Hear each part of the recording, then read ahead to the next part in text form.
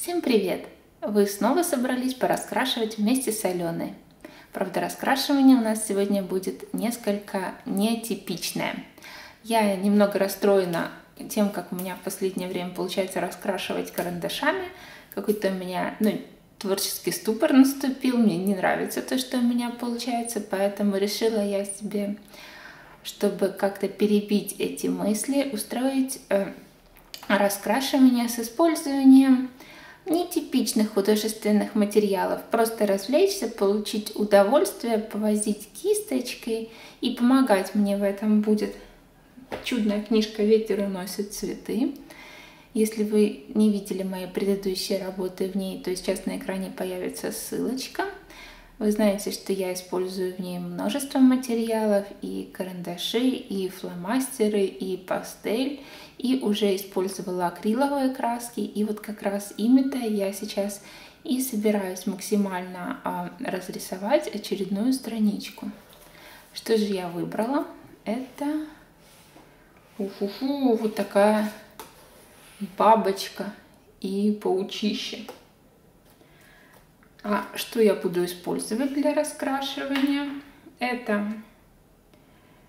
традиционно акриловые краски. Это украинские краски роса. Я планирую сделать на них отдельное видео. Краски у меня есть матовые и есть перламутровая. Я вообще хочу, чтобы эта картинка по максимуму блестела, переливалась. Ну, вы поняли, надо улучшить настроение. Поэтому вот акрил перламутровый. У меня пару баночек есть. Я все еще тестирую, нужны ли мне больше цветов, нравится ли он мне в работе. Затем у меня есть акрилы металлики. Такие и вот такие. Кто не видел, смотрите мое видео о последних арт-приобретениях. Это тоже один из способов, подсластить свою художественную жизнь. Затем в том же видео такие два интересных тюбика акриловой гуаши. Попробую их применить. И уж совсем нетрадиционные материалы, которые я попритаскивала из скрапа, из Mix Media. Кстати, если вам интересно... Ой, это мои часы, сейчас они пробьют. Если вам интересно, то напишите мне, я бы хотела расширить свой канал, то есть сделать еще какие-то DIY, то есть do it yourself, вот там открыточки, украшательства различных предметов, то есть Mix Media. Если вам это интересно, то я обязательно расширю свой канал и в этой технике. Так.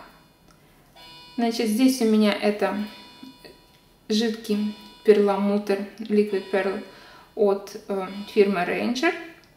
И уж совсем экстремально это различные акриловые деко-глазурь и стеклянные капли с глиттером. Это украинская фабрика декора. Опять же, смотрите мой отдельный обзор на мои последние покупки. Не знаю, можно ли это применить. Все-таки немножко...